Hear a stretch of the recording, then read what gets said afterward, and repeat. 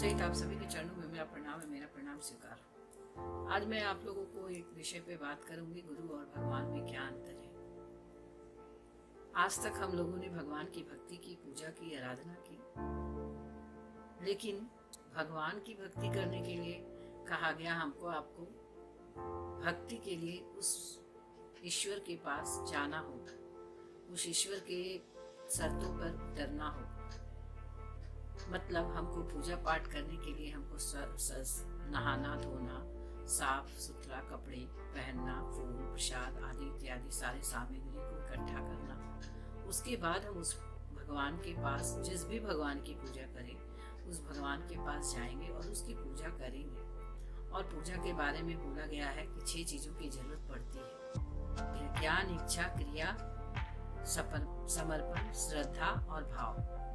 श्रद्धा और विश्वास, जिसमें हम आप सोचे तो हम श्रद्धा और विश्वास और समर्पण और ये सब की बात करें तो वो हमारे आपके पास तो कहीं से नहीं है। लेकिन फिर भी हम आप श्रद्धा मन बना ही लेते हैं कि चलिए आज श्रद्धा है, पूजा करेंगे। विश्वास से जाते हैं कि उस मंदिर में उस भगवान, उस देवी देवता की पूजा करेंगे। विश्वास है कि वहाँ भगवान है तो परिणाम भी मिल जाएगा। ये विश्वास पैदा करता है। क्रिया करने की इच्छा भी पैदा होगी। लेकिन श्रद्धा और समर्पण, ये मेरे आपके अंदर श्रद्धा और समर्पण और ये विश्वास, ये तीनों चीज बोलते हैं कि हम लोग कोशिश करके भी लाते हैं तो आता भी है तो भाग जाता है, ठहरता नहीं है। भगवान की पूजा करने के लिए इन सब चीजों को हमारे आपके पास जरूरत है। और गुरु की शिव शिष्यता में इन सब चीजों का कहीं से कोई लेना देना नहीं। हम कहते हैं कि गुरु के तल तक शिष्य के तल तक गुरु उतरते हैं और भगवान के तल तक भक्त जाते हैं। आप अंदाजा लगाइए, क्या हमारी आपकी भक्ति, हमारे आपके पास उतनी श्रद्धा, उतना समर्पण, उतना विश्वास, उतना समय, उतना सब कुछ है क्या कि हम लोग भगवान के पास जाएं और हम लोग पूजा करें और हम लोग जो चाहते हैं वो लेके भी आ जाए।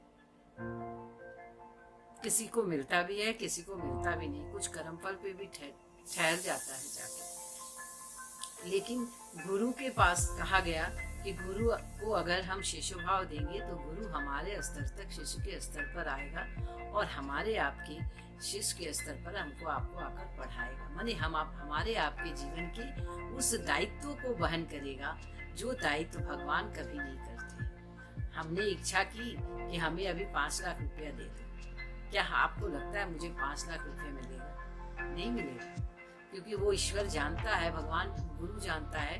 भगवान से मांगेंगे तो दे भी दे, पर गुरु से मांगेंगे तो गुरु नहीं देगा, क्योंकि उसको पता है कि मैं अपने शिष्य को जो उसकी इच्छा वो दे दूं तो वो मेरी जो भी शिष्यता के चलते कुछ भी मुझे याद कर रहा है, मेरे राह चल रहा है, वो मैं छोड़ दूंगी, भटक जाऊंगा। मुझे वो पैसे, उस धरती का आकर्षण, मैं उस तरफ टरी चली जाऊंगी। इसलिए बोला जाता है कि श्रद्धा और भगवान और गुरु में बहुत अंतर है। भगवान की भक्ति रावण कर सकता है, मीरा कर सकती है, शबरी को भक्ति आती थी, हमको आपको नहीं आती। हमको आपको सिर्फ इतना आता है इस धरती पर कि हम अगर कुछ नहीं जानते हैं, अबोध बालक है, आप मेरे गुरु हैं, आप मेरे गुरु हैं तो हमको सिखाइए, पढ़ाइए, जिस राह चलाइएगा हम उस राह चलने को तैयार हैं। अगर हम अपने बच्चे को स्कूल भेजते हैं तो स्कूल में जो टीचर MBA किया होता है वो टीचर बच्चे को मॉन्टेसरी में पढ़ाता है, उसकी MBA की पढ़ाई काम नहीं आती है। वो बच्चे को खिलाता है, उसको पॉटी साफ करता है, बाथरूम कराता है, हर चीज़ से, हर तरह से उसको क्लास में ऐसा करता है कि उस बच्चे को स्कूल आना अच्छा लगे, उसका मन लगे और उसके बाद वो पढ़ने बैठने लगे और उसके बाद वो उसको ABCD, उसके बाद क ख ग घ सिखाता है। सोचिए, गुरु उस बच्चे के स्तर पर उतरता है। पर हमारे आपके भी गुरु शिव हैं, परमात्मा है, तो हम आप अबोध बालक हैं, हमको हम भी आप भी पढ़ने आए हैं और इसको कहते हैं आध्यात्मिक पढ़ाई। और आध्यात्मिक पढ़ाई अगर पढ़ने आए हैं तो हमारे गुरु भी हमारे तल तक आएंगे और हमको ज्ञान देंगे कि हमको भी जीवन जीने की कला कैसे सीखनी चाहिए, हम भी जीवन कैसे सीखे, मेरी भी जीवन की दिशा किधर होनी चाहिए, हमारा मन किधर जाना चाहिए, हम इस आकर्षण भरे दुनिया से कैसे मुक्त हों, हमारा आपका मन कैसे मुक्त हो, हम आप ईश्वर में ध्यान कैसे जाए, ये सारी पढ़ाई, आध्यात्मिक पढ़ाई के लिए भी उस गुरु की जरूरत होती है। और सचमुच में यही अंतर होता है भगवान और गुरु में। और तब जाकर हमारे आपके पास रावण के जैसा तो मेरे आपके पास क्षमता भी नहीं है, ताकत भी नहीं है। जब रावण की भक्ति करने के लिए वैसा बनना पड़ा रावण को, तो हम आप रावण बन सकते हैं क्या? हमारे आपके पास उतनी शक्ति है क्या? हम आप उतने हजारों वर्ष तपस्या करने की ताकत में है क्या? नहीं है। इसलिए हमको आपको सब कुछ भूलकर सिर्फ एक बात को सोच लेना चाहिए कि शिव मेरा गुरु तुम हो, हम आपको अपना शिष्य भाव देना चाहते हैं, आप मेरे गुरु हो जाइए।